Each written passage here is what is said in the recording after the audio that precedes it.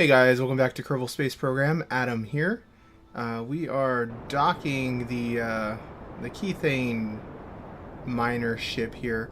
Hopefully get some of that Kethane converted over to fuel. Trying out basically to see how this stuff is actually going to work. I've had Kethane installed forever, like I don't know, probably a year or something more in various different saves, and I don't think I've ever actually fully used it. So this was still just a learning experience, and MechJeb was screwing up the docking again, so I just went ahead and manually docked in all sideways, and everything's all flippy because the ship's actually pretty heavy. But I had actually forgotten to deploy an antenna on this space station too, so the space station was out of control, so we'll go ahead and make sure that that gets taken care of here. So I'm just kind of letting the docking thing settle down here, and at some point the magnets will settle down and we'll dock up. It was oscillating for a little bit here, but you can see it's slowing down, and maybe, possibly, it's thinking about it. There it goes. All right. So like I said, I've never actually used this thing. I know there's like specific rules, I guess, for how fuel lines work. I wasn't really sure how that was going to work, but I did want to go ahead and flip this thing right side up just because my space stations never actually want to stay facing the way that I want to. Not that there is right side up in space, really, but it kind of bugs me having it off axis and stuff. Just weird. I don't know why they decide to twist so badly sometimes, but they do. So I'm retracting all the solar panels. This thing has the station has a reactor on board, so we don't need the solar power. I wanted to just get those things out of the way so that, you know, I probably should have done that before we docked, but whatever. So I'm transferring the Kethane out just to see how it worked and starting to do the refining stuff. So here we are back on good old Kerbal. Alright, so this is a launch for part of the Cacti, I believe it's called, telescope system. One of the telescopes that is in that mod, or was at the date that I had done this. At least I haven't really checked to see what's been updated or whatever, but was an asteroid survey telescope. Now what this does, it doesn't really provide a lot of science. I think you can get some science from it, but science isn't really the main point of it. What this telescope will end up doing is it supposedly increases the rate that you detect asteroids, so should help get more asteroids, you know, intercepted and so forth, because I actually do want to still visit some of the bigger ones and whatnot. You can kind of get some view of it here in the dark. I'll have a better view in a minute, but I just always like to make sure that I get my communications dishes activated and so forth before we you know, end up getting out of range or anything like that. So sun's coming up now, so we can actually get a look at this thing. It's kind of cool looking. You can build a pretty tiny little telescope with it. Obviously in real life, this little heat shield there would prevent the lens from getting hit by the sun, and I believe these actually work by being cryogenically cooled, so that you can detect the difference between the normal background temperature in space and the slightly warmer asteroid. I'm definitely not an expert on that, but I believe that's something like how it works. So I'm putting this in a relatively high orbit. I think it needs to be at least 150,000 kilometers away from any other cacti telescopes to actually function. So I wanted to put it in a high enough orbit that other telescopes will not interfere with it when I launch them. And basically, this thing doesn't have any engines of its own on board. We're going to return the main section here back down to Kerbal to crash. It does have a docking port on the back so that we can service it. Just one of the little mini docking ports, because it's kind of all very tiny.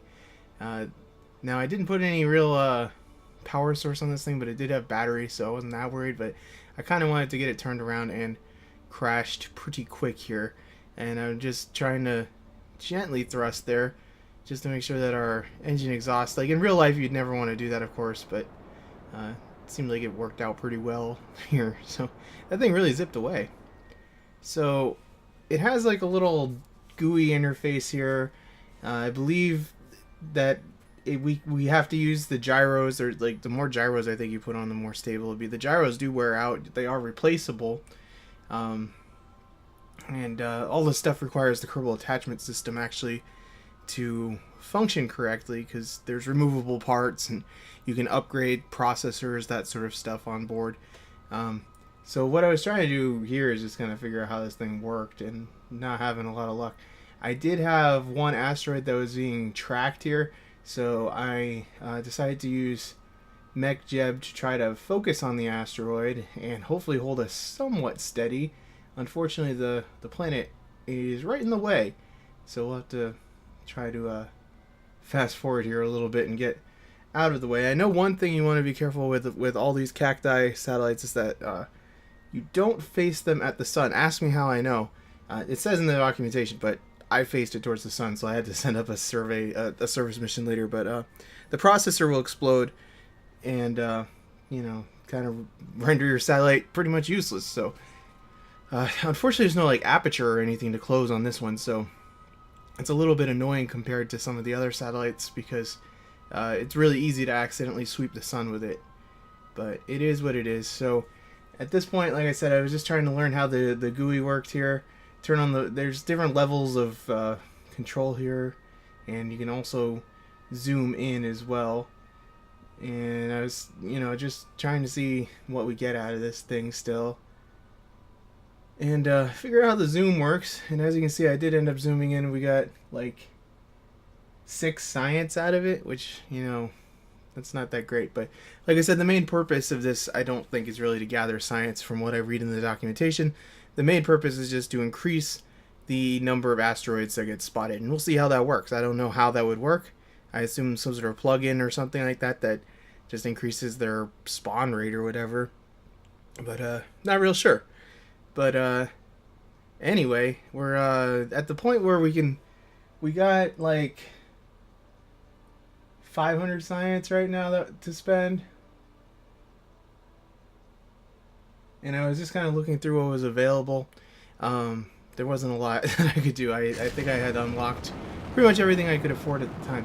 Now this kind of ugly contraption here is yet another one of these, I phased them out eventually, but one of these single-man landers for mission out to the Mun or Minmus, and I had decided that we were close enough that I wanted to get some more science, so I decided to send a dude out to Minmus, because I've tapped the moon sort of a little bit. I definitely haven't gotten all the biomes and, fully done everything I could do out there, but I wanted to head back out to Minmus and see what we could find out there. And at this point, I'd switched over while we were on transit out there. This is a ship that's going to Dres, I think, and it's using this engine. Like, it's really hard in the vehicle assembly building to tell how much thrust you're actually going to get. I know you need more cooling to get better thrust, and better reactors get better thrust, but it's kind of abysmal how bad the thrust is on this thing. Fortunately, MechJeb makes these long burns easy. I can just leave things going. I'm not going to be able to complete the burn, though, as I had originally scheduled, so what we'll do is have to do another part of the burn out in deep space. So this is our dude. What's his name? Jondrid? Jondrid is arriving out at Minmus. He's just doing his orbital burn here and getting ready to land. It's kind of hard for me to read this in the preview window sometimes. The text is a little small. I have a second monitor set up here, but even then it's a little hard. So we're just coming down and doing our little automated landing here. It's dark, but I didn't really care that much because the gravity on Minmus makes it such that it's kind of hard to really destroy yourself. Sliding and stuff, I haven't really found it necessary to be all that careful on Minmus. But basically, I want to visit at least a couple of biomes. I'm not really sure how much science I was trying to get, just as much as possible, I suppose. And look at that. I always like watching things land. I don't know why. But it's a little bit of a hill, but like I said, you don't have to worry about being as top heavy here either, it seems like. Because nothing's as heavy, I guess.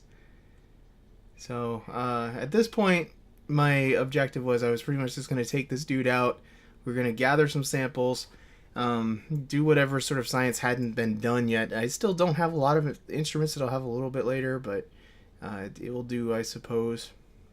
And pretty much I'm going to jetpack over somewhere else and get into a different biome. That way I can get, you know, samples from here. I can pick up the crew reports from various locations, that sort of stuff. So plus it's always fun actually heading out. That ladder's kind of janky. I'm surprised it works. But anyway, run into the engine. That's always smart. And at this point I was just kind of looking around trying to decide where I was going to head off to. And nothing. I guess I already collected stuff from here. So we're going to make a little tiny jump over to another biome. This thing's got more than enough fuel, I believe, to do a couple of skips, little puddle jumper things here just to get into a different biome. It should have plenty of fuel. It doesn't take much to take off. We're just going to be going suborbital to get there, so not going to get going too fast, and it's not going to take too much to slow back down, I'm sure, either. So I'm just trying to gain a little altitude here and pick a good landing spot to see what we have better luck somewhere else here. And kind of see there I had my landing spot picked out on these flats here. And like I said, I'm just letting MechJeb do it again. We're transmitting some science that we gathered and all that. I don't remember exactly how much I got. I think I ended up getting enough to get another level of science unlocked or something like that at some point. But MechJeb kind of like flipped out here for a minute. It was a little terrifying. I thought the ship was just going to spin around in circles and blow up or something the way it moved. That was a kind of herky-jerky move, but the speeds we're going at are so low, I think it just overcompensated a little bit and didn't do the smoothest of approaches. And of course we're keeping this stuff because the capsule's going to be returning back to Kerbal, hopefully, if everything goes well. And I always like how the flats on Minmus look. I think they're kind of cool and weird. And I think Minmus actually has more biomes than the Mun does. Don't quote me on that, but I think it does. So should be able to gather quite a bit of science. I'm actually in the process of developing a dedicated science vessel that's going to be kind of more, it's not really long range, but more long duration, I guess. That's going to be able to land in a few different places on the Mun and gather science from different biomes and so forth. And we'll have all my up-to-date instruments on it, that sort of stuff. But I had a little bit of trouble developing that. It's still in the R&D phase. It was a little hard to get something that was big enough that it had the science lab so it could process stuff, but wasn't so tall that it would just fall over and stuff. But I'll get that working, I'm sure, at some point. And nice and graceful down the ladder again. This guy, he is a real cool guy. So I figured rather than taking the ship over here because I wasn't sure I had enough fuel, I just used my little jetpack and take a little cruise over to these slopes here and pick up yet more science and see what we can get. Trying to be as efficient as possible here, but you know, I'm not always super efficient, so it is what it is, I guess. And I was looking for the transition point here where we actually get into the new biome. There we go. It's a little nebulous, but we found it. So just to make a long story short, cut back over to the ship and take off again here and start getting ready, I believe, to head home after a more successful science gathering. And I'm just folding up stuff. It doesn't really matter. Those are all like physics-less objects anyway, the ladders and stuff, but I like to stow them. It looks a little bit better, I think. And in this particular case, we really didn't have a need to leave the first stage behind. It was still full of enough fuel to at least get us into orbit here. So, you know, didn't use the typical way I'd been doing it, where I would ditch the main stage and kind of leave it behind, I guess, as a memorial to the visit. But we're just doing a little bit of a low thrust here to get started. And look at that. Minmus is weird. Anyway, what we'll do is we'll get back up into orbit here and plan our transfer to go home. And I ended up ditching that booster stage while we were still on a suborbital trajectory so that it would crash back down into the planet and not leave debris, because there wasn't going to be enough fuel to do the full burn back to Kerbal anyway. So I figured, why the heck not just ditch it in an unceremonious way and, you know, prevent space junk from occurring. And at this point, I believe we are only you know, we're working on achieving orbit still, so we haven't even planned our transfer back. Or have we? No, we have. I was looking at that thing wrong. Yeah, so we're on our way home. And while that guy's on his way home, we are sending some satellites out to Moho. The window for Moho has come up. So this thing's been parked in orbit for a little while, and it's time to head off on its voyage out to Moho. This is kind of an experimental thing. I thought I would have enough fuel. I guess we'll see. It's a little hard to figure these things out with various weights and so forth and everything. I know I'm going to have enough fuel to get there. It's a matter of if this thing's going to have enough fuel to get home or not. I'd rather not have to do some sort of crazy refueling mission, but if I have to, I have to, I guess. Moho, I think, takes just about as much Delta V as anywhere to get into orbit of, so it's kind of a good testing ground for things. If you can make it to Moho, due to the inclination and how close it is to the sun, the relative velocity change and stuff, it's a pretty good indication of how good your craft actually is going to be for anywhere, because I think it takes barely anything to get out to Duna and stuff like that. And at this point, what is this craft here? Oh, this is my guy returning home. So this thing isn't the best for re-entry. It's a lander can, actually, with a heat shield on it. It seems to work relatively well. It's not something that I'm going to be... I think this is the last launch of this thing that I'll ever do, probably, because I'm kind of moving over to a more reusable spacecraft system. I mean, I kind of been doing that for a while, I guess, anyway, but this thing is not the safest, pretty much. So I want to definitely get some sort of better system for getting science from the moons and stuff, because the moon, like the Mun and Kerbal, or the Mun and Minmus, rather, are where the bulk of the science in the whole game is. So it's pretty rewarding, and it's time consuming, but it's pretty rewarding to spend your time going to all the different biomes. I guess in the newer version of the game, there's biomes everywhere. There must be way too much science, I would think, now, but I guess maybe the tech tree's been balanced out so things cost more. I don't really know. But anyway, we safely splash down. We can recover our glorious science and see how much we actually get. I always just do this just to see if there was anything I missed, but let's recover. See how much glorious science we ended up with. If the game will ever load. So that's not too bad. 874 science, so that's more than enough to unlock the next level in the tech tree, which looks like we have 550 left, and we should still have enough to do one more unlock. And I was kind of weighing if I wanted more rocket parts, more like large components.